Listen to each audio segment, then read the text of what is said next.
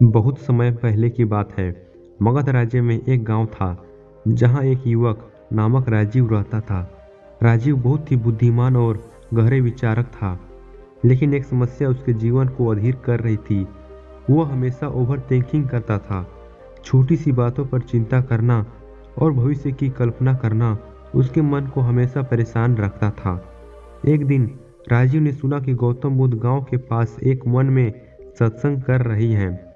राजीव ने तत्परता से उनके पास जाने का निर्णय किया, क्योंकि उसने सुना था कि बुद्ध के उपदेशों से अनगिनत मनोबल मिल सकता है। वन में पहुंचते ही राजीव ने देखा कि गौतम बुद्ध वहां एक पत्थर पर बैठे हुए थे। उनके आसपास शिष्य विचार मंथन में जुटे हुए थे। राजीव ने अपनी समस्या को बुद्ध से साझा करने का निर्णय किया और उनके पास चला गया। बुद्ध ने राजीव के आगमन को देखा और मुस्कुराते हुए कहा, राजीव, कैसे आए हो तुम?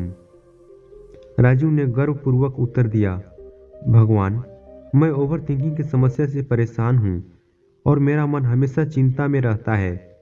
कृपया मुझे इससे मुक्ति प्रदान करें।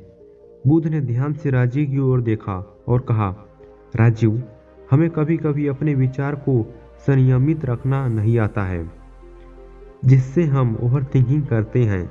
यही हमारी अंतरात्मा को परेशान करता है। बुद्ध ने एक उदाहरण दिया, देखो राजीव, यह पत्थर जो मैं बैठा हूँ, इसमें बहुत सी खुदाई की गई है। क्या तुमने कभी देखा है कि यह पत्थर ओवर थिंकिंग कर रहा है?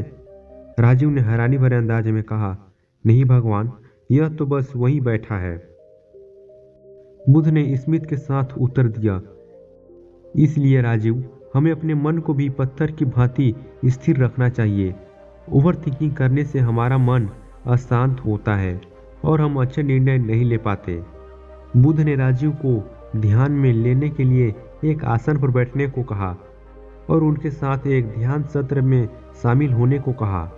ध्यान के सत्र में बुद्ध ने राजीव को एक अद्वितीय अनुभव में ले जाया, जिसमें वह सभी ओवर थिंकिंग की चिंता और कस्तूरी से भरा एक बोतल को उड़ाने की कल्पना की।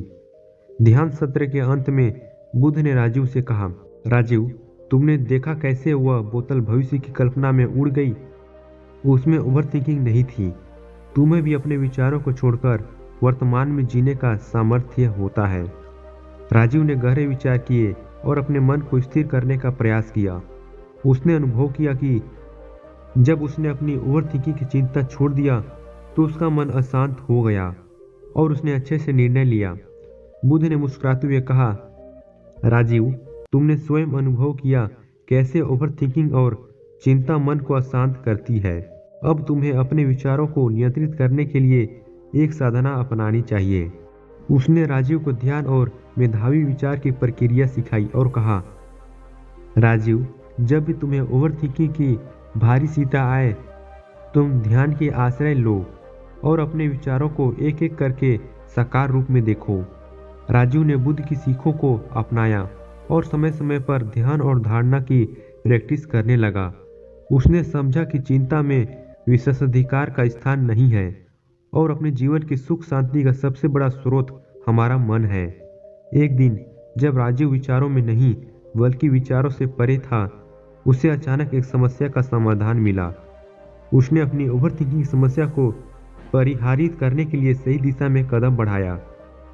बुद्ध ने देखा और मुस्कुराया, राजीव, तुमने अपनी ओवर थिंकिंग समस्या को समझा है। तुम्हारी शांति और संतुलन की राह में बड़ा कदम है। राजीव ने कृतज्ञता भरी आंखों से बुद्ध का आभार व्यक्त किया और कहा, भगवान, आपके उपदेशों ने मेरी जिंदगी को स्वर्ग बना दिया है। उसकी ओवर थिंकिंग की समस्या से मुक्त होने के बाद राजीव ने अपने जीवन को सकारात्मक से भर दिया। उसने अपने विचारों को संयमित रखा और गुस्से की जगह शांति और समझदारी को अपनाया। इस कहानी से हमें यह सीखने को मिलता है कि ओवर थिंकिंग और चिंता हमें अच्छे से निर्णय नहीं लेने देती है। हमें अपने मन को संयमित रखना और प्रसन्नता की दिशा में कदम बढ़ाना चाहिए। तो दोस्तों, वीडियो को यहीं पर समाप्त करते हैं। अगर आप लोग को वीडियो पसंद आया होगा तो वीडियो को लाइक कर देना और इंस्पायर फॉरवर्ड यूट्यूब चैनल को सब्सक्राइब कर देना। मिलते हैं कोई अगली वीडियो में, तब तक के लिए नमो बुद्धाय।